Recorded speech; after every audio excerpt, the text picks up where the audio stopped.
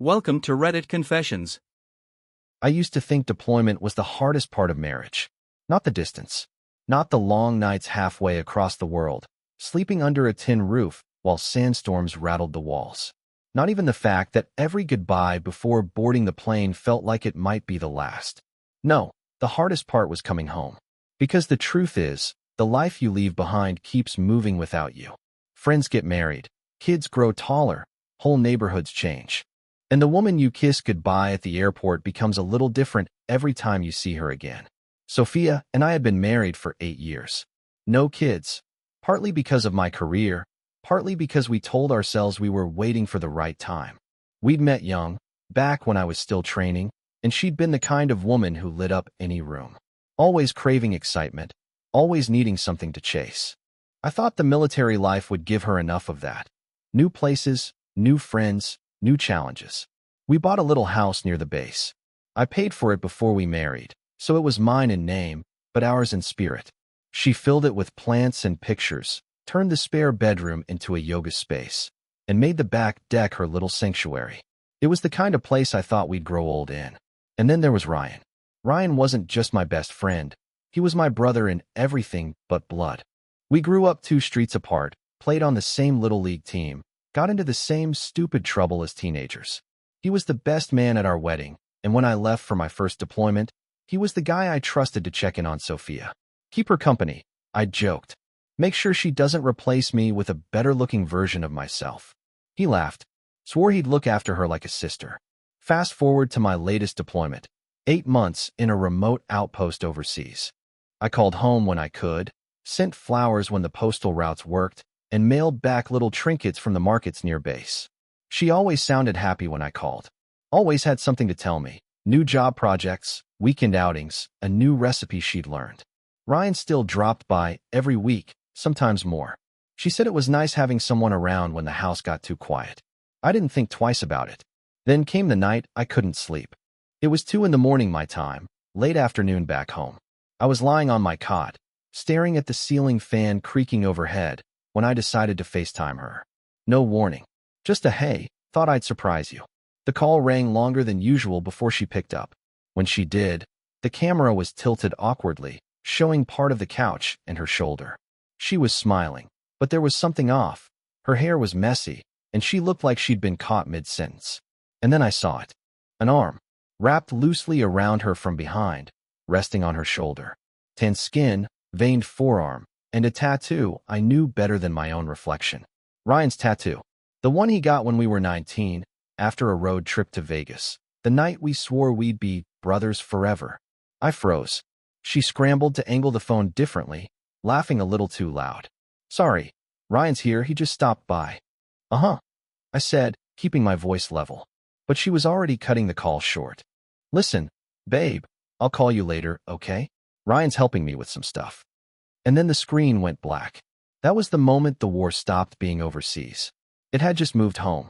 After that FaceTime call, I didn't just feel suspicion. I felt the kind of clarity you get in combat when the smoke clears and you finally see the enemy's position. That tattoo on Ryan's arm wasn't a coincidence. But a single image isn't enough. In my world, you don't engage without confirming the target. So I started collecting evidence. First, I dug through our shared cloud photo album. Something we set up years ago so she could send me pictures while I was away. She had no idea I could still see uploads in the recently deleted folder. Buried in there were 3 pictures she clearly hadn't meant to share, all taken in our bedroom. In 2 of them, Ryan was cropped out, just his hand on her hip or the shadow of his head on the pillow next to hers. But in one, she'd gotten sloppy. It was a mirror selfie, her in my t-shirt, and in the reflection, on my side of the bed, you could see Ryan lying there bare-chested, looking right at her. Next, I checked our home security system. We had an old smart doorbell that auto-synced to my email. She'd stopped letting packages be delivered to the front porch, probably thinking I wouldn't get alerts anymore. But she didn't realize the system still recorded every time the door opened. From the timestamps, Ryan was coming over late at night, sometimes leaving just before sunrise. One clip showed him arriving with an overnight bag. 2 days later, he left wearing different clothes. That was enough for most men. But I wanted more, not to doubt, but to destroy. I called an old army buddy who'd gone private sector as a surveillance contractor. He mailed me a small Wi-Fi camera disguised as a charger. I had him send it to my own name at the base. Then I mailed it home addressed to Sophia with a fake return label from Wellness Yoga Supplies. I even texted her a heads up. Hey babe, a package for you should arrive Tuesday. 3 days later, the camera was plugged into the wall by the kitchen counter. Perfect view of the hallway and front door. By the end of the week, I had hours of footage. Ryan letting himself in with the spare key I'd left hidden for emergencies. Ryan grabbing beers from my fridge like he owned the place. Ryan kissing her as she stood barefoot in the kitchen wearing my hoodie. But the one that carved a hole in my chest came on a rainy Thursday. The video showed Sophia walking him to the door in nothing but a robe, her hair wet like she'd just showered. He kissed her, pulled the robe open, and she laughed. That low, playful laugh she used to save for me. That night, I didn't drink, didn't punch a wall, didn't scream into a pillow. I sat at the desk in my quarters and stared at the growing folder of proof, labeling each file by date and time like I was preparing a military intel briefing. Because in a way I was. The mission wasn't just to catch them, it was to end them. Socially, emotionally, permanently. Step 1. Secure the battlefield. 2 weeks before my return, I drained our joint savings into a private account she couldn't touch. I contacted the bank about the house, reminding them it was purchased before marriage and locking it down under my name only. Step 2. Prepare her exile. I rented a large storage unit 2 states away. Paid 6 months in advance.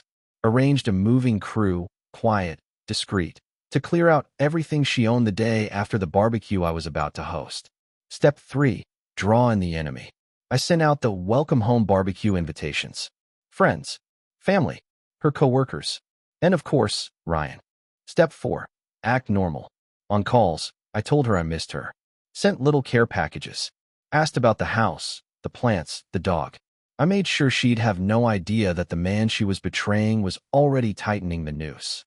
By the time my plane touched down, the mission was in motion. When she picked me up from the airport, she smiled like nothing had happened. She hugged me too long, too warm, like she was trying to write over every image I'd seen. On the drive home, she even thanked me for letting Ryan help out while I was gone. I just smiled, because the next time she saw Ryan, it would be in front of every friend and family member we had, and the only thing she'd be able to do was watch it all burn. The morning of the barbecue, I woke up before sunrise. Not because I was nervous, because I wanted to enjoy the quiet before the chaos. Sophia was in the kitchen humming while she prepped food, looking every bit the proud, loving wife. She moved through the house like she owned it. I let her. That was part of the performance. She thought she was the star today. By 2 p.m., guests started arriving. My old army buddies, her co-workers, neighbors, even her parents. Everyone was smiling, hugging, clapping me on the back. I returned every greeting like a man happy to be home. When Ryan walked in, I nearly laughed. He had the audacity to show up in one of my old Marine Corps hoodies, the same one I'd seen him wearing in the kitchen on that hidden camera. He slapped my shoulder, grinned like we were still brothers. I hugged him back, hard, long enough for him to feel my hand patting the back of his neck, like I was checking for something. He didn't know it yet, but that was the last friendly touch he'd ever get from me. The grill smoked. The beers flowed. Sophia clung to my arm for the first hour, introducing me to new people from her yoga studio, laughing like she'd been counting the days to my return. But I noticed how her eyes darted toward Ryan every time he moved. He kept his distance, but not far enough, just hovering, waiting for a moment. That moment never came, because after the last plate of ribs was served, I clinked a spoon against my beer bottle. Before we eat dessert, I said, smiling wide, I want to thank everyone for being here. I've been away for a long time, and seeing all of you together, it means more than you know. Polite applause. Laughter. Sophia beamed at me like she thought I was about to make some grand romantic gesture. I reached under the patio table and pulled out a small portable speaker. While I was gone, I continued, I missed a lot. Birthdays, holidays, little everyday moments. But thanks to technology, I still got to see some of them. I tapped my phone. The speaker crackled, and then, playing loud enough for the entire backyard to hear, came the audio. Sophia's laugh. Ryan's voice. He's not ever coming home early, right? Sophia, relax. He's thousands of miles away. We've got plenty of time. A kiss. Muffled, but unmistakable. Ryan again. You're worth the risk. Sophia. And you're worth the wait. Gasps rippled through the crowd. A few people looked down, others stared openly. Sophia went pale. Liam, what is this? She stammered. I held up my phone, tapping the screen to project a short clip onto the TV I'd set up on the deck earlier. A slideshow, I'd told her. There they were. In my kitchen, her robe open, Ryan's hands on her waist, her smiling like she'd just won the lottery. The silence was heavy, her parents' faces drained of color. Ryan shifted, his jaw tight.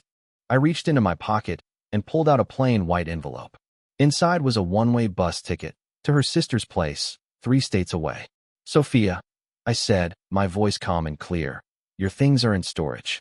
The first 6 months are paid. The unit number's written on the back of the ticket. She opened her mouth, but no words came out. I turned to Ryan. And you, brother, can go ahead and explain to everyone here why you were living in my house while I was deployed. No one moved. No one spoke.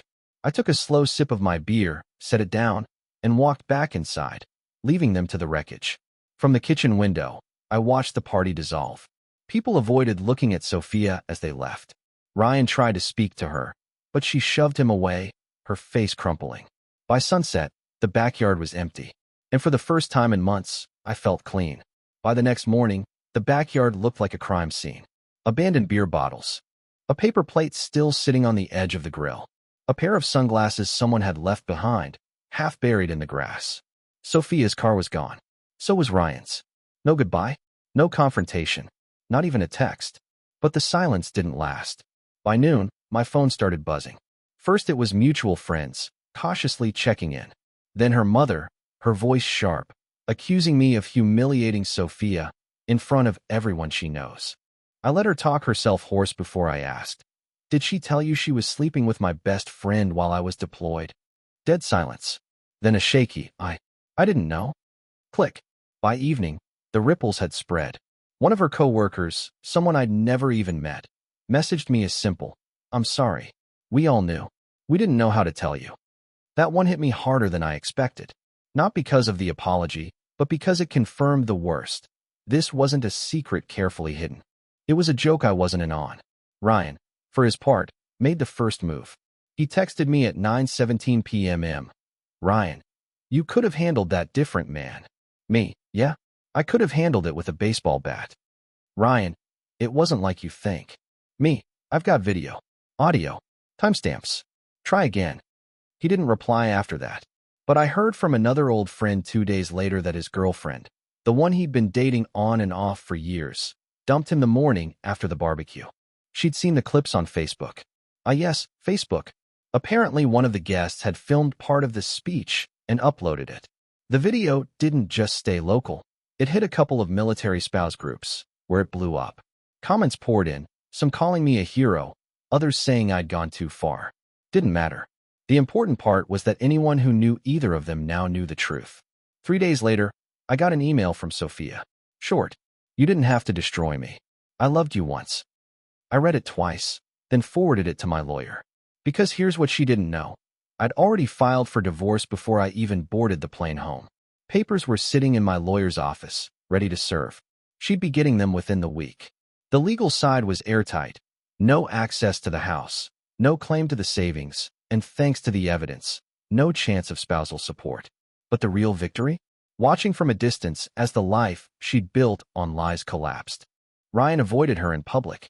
Her job cut her hours, pending investigation, after some of her co-workers complained about her behavior.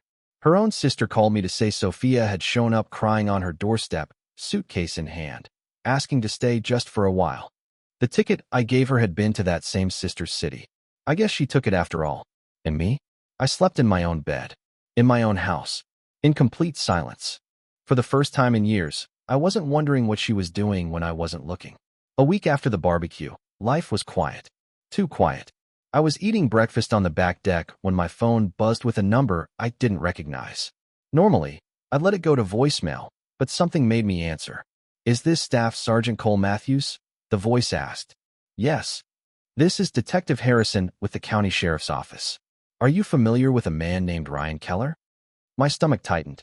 Unfortunately, The detective cleared his throat. Mr. Keller is currently under investigation.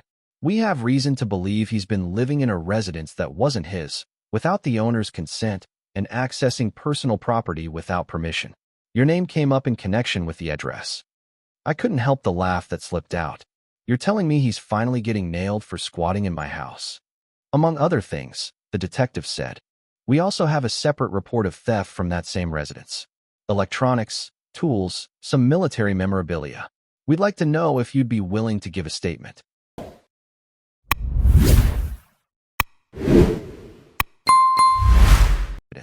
The security footage, the stills from the hidden camera, the doorbell logs.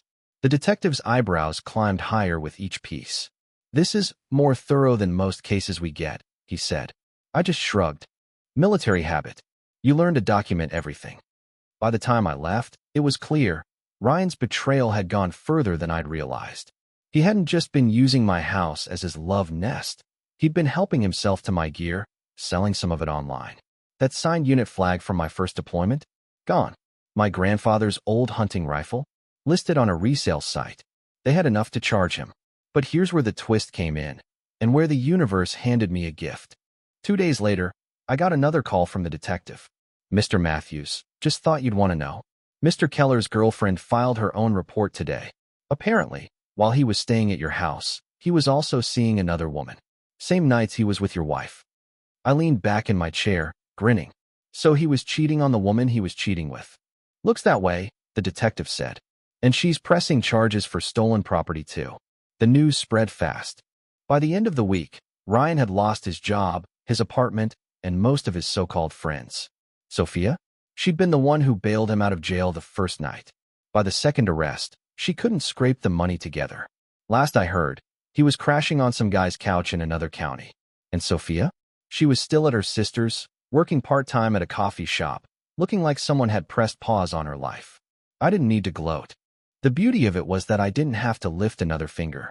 Their own choices were eating them alive. And me? I got my house, my savings, and my peace back, plus a sworn statement from the county sheriff that my so-called best friend had been trespassing and stealing from me. I framed that statement, hung it in my office, not as a trophy, but as a reminder. Trust is earned in drops and lost in buckets. 2 years passed. In that time, I moved on. Sold the house, bought a place out near the lake, got a dog, started sleeping like a man who didn't have to keep one ear open anymore. I didn't think much about Sophia or Ryan, not because I forgave them, but because they just weren't worth the rent in my head. Then one Saturday in early fall, I ran into her. It was at the farmer's market in the next town over. I'd taken the dog for a walk, stopped to grab some coffee. And there she was, standing near a stall selling handmade soaps. At first, I almost didn't recognize her. Her hair was shorter, color-faded. She looked smaller somehow. Not physically, but in presence. The woman who used to walk into a room and command every I now looked like she was hoping not to be noticed. She spotted me before I could turn away. Her eyes widened, and for a second, I saw the old reflex, that quick flash of a smile she used to put on when she wanted to win someone over. But it faltered halfway. Cole, she said softly. Hi. I nodded once. Sophia. She glanced at the dog, at the coffee in my hand, like she needed somewhere to put her eyes that wasn't my face. You look good. I didn't return the compliment. I just sipped my coffee. There was a long pause, then. I heard you sold the house. Yep. Another pause. Do you hate me? I let that hang in the air for a moment, watching her shift her weight, waiting for me to fill the silence. Finally, I said, no, I don't hate you. Hating you would mean you still mattered to me. Her face tightened. She nodded slowly, but I could see the hit land. I turned to leave, but she called after me. I just want you to know. I'm sorry. For everything. I looked back at her once. Not with anger. Not with sympathy. Just with the kind of calm that comes when you've already buried something deep and walked away from the grave. Don't be sorry, I said. Just be better than you were. Then I walked off with my dog trotting beside me, leaving her standing there in the middle of the market, holding a bag of soap and looking like she wasn't sure which way was home anymore. That was the last time I saw her. And as I drove away, I realized something important. I didn't need revenge anymore. Because the truth had already done the job for me. Ryan's ending came to me the way bad news usually does, through someone who couldn't wait to tell it. It was a chilly January morning when my phone buzzed with a text from Mason, one of our old crew from high school. Dude, you seen what happened to Ryan? I hadn't. I hadn't thought about him in months. I figured he was still couch hopping, maybe scamming his way into another short-term fling. But Mason's next message was a link to a local news site. The headline hit like a punchline. Local man arrested in multi-state vehicle theft ring. I clicked it. And there he was, Ryan Keller, mugshot front and center, looking bloated and tired, the old cocky smirk gone. According to the article, he'd been working with a small group stealing trucks, stripping them for parts, and selling them online. The kicker? He'd been caught because he tried to sell a stolen F-150 to an undercover cop. The arrest wasn't just embarrassing, it carried weight. Grand theft auto, possession of stolen property, interstate trafficking. Bail was set so high he wasn't getting out anytime soon. I almost put my phone down there. Almost. But curiosity got the better of me, so I scrolled to the comments section. And that's where I saw it, Sophia's name. Not defending him, not denying anything, but asking if anyone knew a good lawyer willing to work for payments. I didn't laugh. I didn't smirk. I just sat there, letting the picture settle in my mind. Her, sitting at some kitchen table in a small apartment, staring at her phone, trying to save the man she'd once chosen over me. And I realized something. This was the real ending. Not the barbecue. Not the eviction. Not even the day she apologized at the farmer's market. The real ending was seeing them both exactly where they'd steered themselves. No help from me. No push. No sabotage. Just two people who'd thought they could play every angle and somehow come out ahead, now circling the drain. I didn't send the article to anyone. Didn't post it. Didn't even reply to Mason. I just closed my phone, poured myself another coffee, and looked out over the lake. For the first time in years, the world felt quiet. When you've been burned as badly as I was, you stop believing in it's over until you've built the walls yourself. Ryan was in jail. Sophia was scraping by. But I wasn't about to leave even the smallest crack open for either of them to crawl back through. The first step was legal. My lawyer, Captain Stone, ex-JAG officer, sharp as a bayonet, had already handled the divorce like a precision strike. No spousal support. No claim to my savings. The house had been mine before marriage, so it stayed mine until I sold it on my terms. But Stone had one more suggestion, a civil no-contact order. Not restraining, he said, but it sends a clear message. If she tries to contact you outside of approved legal channels, she's in violation. I signed it that day. The paperwork went through quietly, without drama. Sophia got served at her sister's apartment, same sister she'd run to after the barbecue. Next was the financial perimeter. I closed every old joint account, canceled any lingering subscriptions in my name, even swapped out my phone number and email. The military had taught me the importance of clean comms. No old channels left open for enemy chatter. Then came the social side. I didn't just block Sophia and Ryan. I blocked anyone who'd played both sides during the affair. Mutual friends who'd laugh with me in public while keeping their mouths shut about what was happening behind my back. The way I saw it, silence in the face of betrayal is complicity. But the final step wasn't legal, financial, or digital. It was physical.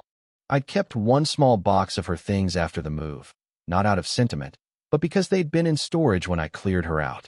A couple of framed photos, a sweatshirt, some letters. They'd been sitting in my garage for months. That Saturday, I took the box out to the fire pit behind my new house. The dog sat beside me as I lit the first match. One by one, I fed the contents to the flames. No ceremony, no music, just the quiet crackle of paper turning to ash. By the time I was done, there was nothing left to send back, nothing left to accidentally find, nothing for her to twist into a reason to reach out. When the fire died, I went inside, locked the sliding glass door, and poured myself a whiskey. That night, I slept deeper than I had since before that FaceTime call. Because now, finally, I knew for certain. There was no way back in for either of them. It was almost 3 years to the day after the barbecue when the past came knocking again, not in the way you'd expect, but in the way that told me my actions had burned deeper than I ever intended. I was in a hardware store picking up supplies for a deck project. Saturday morning crowd, people wandering around comparing paint swatches and debating drill bits. I was halfway down the lumber aisle when I heard my name. Cole. I turned and saw a man I hadn't spoken to in over a decade, Matt Rogers. He'd gone to school with Ryan and me, ran in some of the same circles back in the day. He wasn't exactly a close friend, but we'd shared enough beers in the past to make small talk. We shook hands, and before I could even ask how he'd been, he said, "Man, I heard about everything.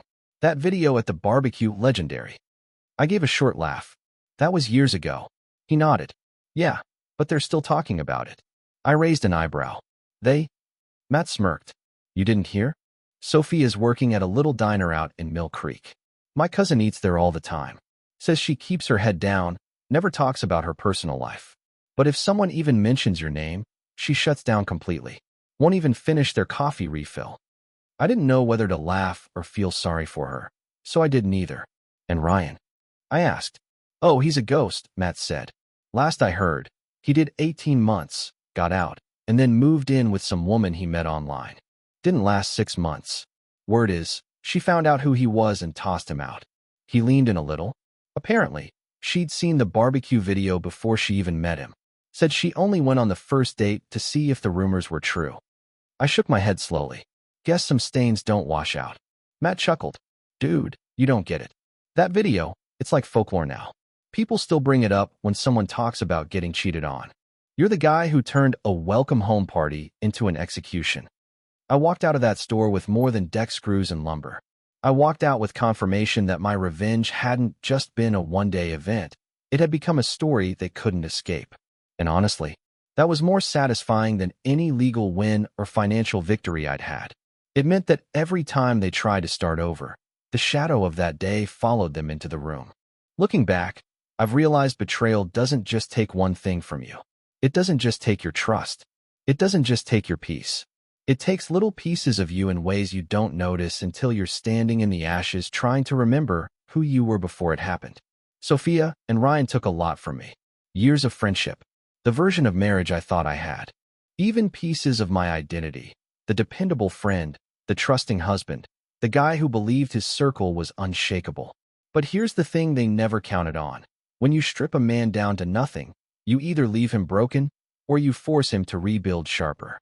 That's what the barbecue was. Not just a gotcha moment. Not just public humiliation. It was me taking back the narrative they thought they owned. They spent months crafting their little fantasy, thinking they could live it without consequence. I gave them their consequence, in surround sound, high definition, with witnesses. Some people have told me I went too far, that I should have ended it quietly, kept it private. But here's the truth. If they had wanted privacy, they could have chosen honesty. They didn't. They chose to turn my life into a performance behind my back. I just turned the lights on and let the audience see the real show. And the best part? I didn't have to keep twisting the knife afterward. I didn't need to track them, smear them, or follow their every move. I just walked away, left them to deal with the crater they'd made. And from what I've heard since, they've been living in that crater ever since. Would I do it again? Exactly the same way. Not because I'm vengeful by nature, but because I know myself now. I know that silence in the face of betrayal doesn't buy you dignity. It just gives the liar more space to work. These days, my circle is small. My peace is guarded like a classified file. And my trust? It's earned in drops, not handed over in buckets. Every so often, I think about that day. The clink of the spoon on the bottle, the silence when the first audio clip played, the way the color drained from their faces. That was the day I stopped being the man who took punches quietly. That was the day I became the man who made sure anyone who tried it again would regret it for the rest of their lives. And if you've ever been where I was, you know, that's worth more than any apology.